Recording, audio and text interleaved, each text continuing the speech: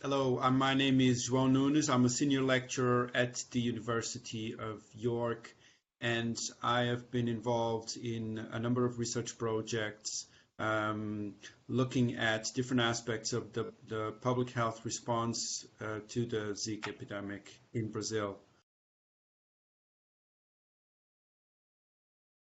In particularly, my research is focused on the civil society aspects of this response. So I've been looking at how a number of social movements in Brazil have mobilized to respond to the Zika virus and its repercussions, its medium and long-term repercussions, particularly in the face of of the lacks, of the gaps, of the insufficiencies of the response on the part of the government and the public health authorities.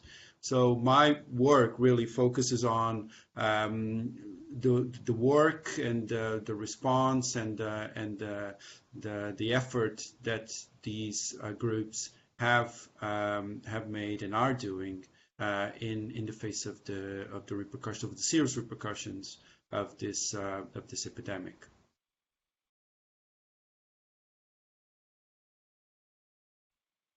I think that they are extremely important in the sense that there is a huge issue in Brazil, which not only in Brazil but in many other countries, that there are some insufficiencies in terms of the public healthcare provision. There are insufficiencies in terms of the support networks available for families with long-term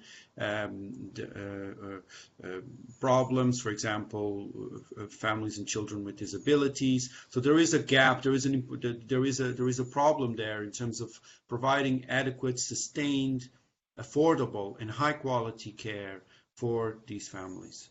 So. And this is in part the consequence of resource and funding insufficiencies in these systems, but it's also a matter of acknowledging that these families and these children have the right to adequate health care. So these movements are very important in the sense that they are advocating for rights. They are acting as pressure groups. They are acting as kind of holding politicians, holding officials to account in order to claim rights. But at the same time, they're also acting as informal networks of support. They effectively provide tangible support to families.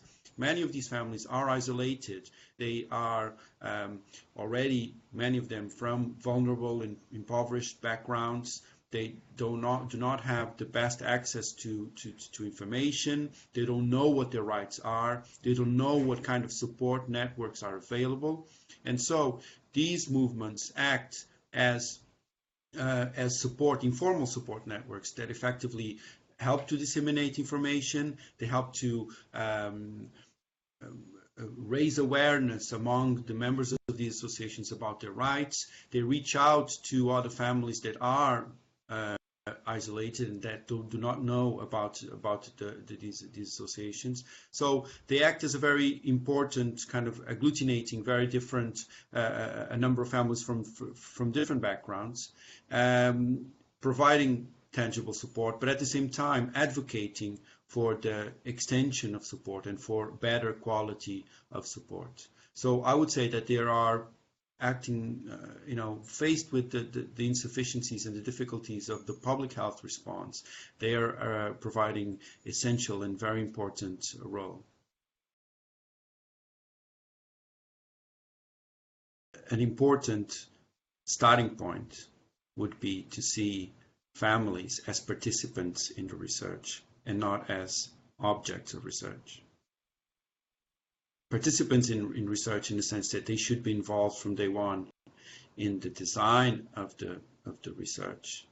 They should be informed about what the purposes of the research are. And importantly, there should be something that they should be informed of the findings of the research. They should be involved throughout the process, from the design until the communication of findings. These families, they are interested in research. They are not against research.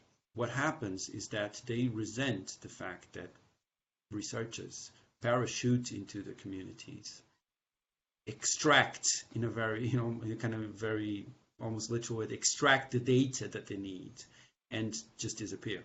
And then they go on and publish and build their careers. And they are aware, the families are aware that there's a number of researchers that are doing their careers, they're advancing their careers and getting recognition because of data and because of information that they get from these families.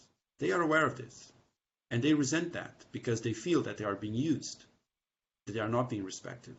So what I would say is that families need to be made as participants of the research and co-producers of the knowledge that comes out of the research.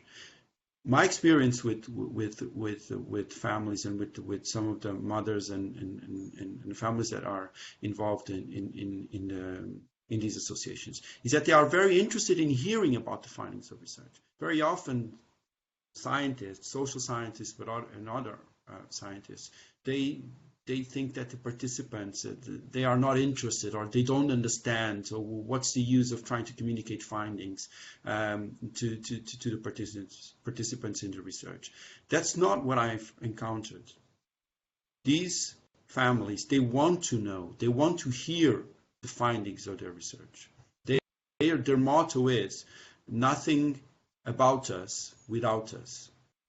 So I think there needs to be some humility on the part of the researchers and recognize that these are participants that have the right to know, and it's only fair that they hear back from the findings of the research. So Zika was an international emergency, international health emergency. It was a health emergency also at the national level in Brazil. So it attracted quite a lot of attention on the part of policymakers, on the part of the media, on the part of clinicians, on the part of scientists, and even the public. But notwithstanding this, there was a lot of, what I would argue, there were a lot of areas that remained neglected throughout. So I think what matters when we're looking at Zika is not the quantity of attention that it received, but is what kind of attention was received, the quality of this attention. So a lot of the debates about Zika tended to focus on a very narrow understanding of Zika as a problem of mosquitoes, as a problem of vector control. And this neglected a number of issues that are connected with social determinants, with economic determinants, issues surrounding or issues pertaining to insufficient sanitation infrastructure, to problems in urban planning, to issues of poverty and inequality, to issues of gender structures, of sexual and reproductive rights, of existence of sustainable public health care provision, existence or inexistence in this case, or insufficiencies of support networks for disabilities, for people with disabilities. So there's a number of areas that remain neglected or arguably took a back seat, given that the Brazilian government's focus was very much centered on vector control, on the mosquito control.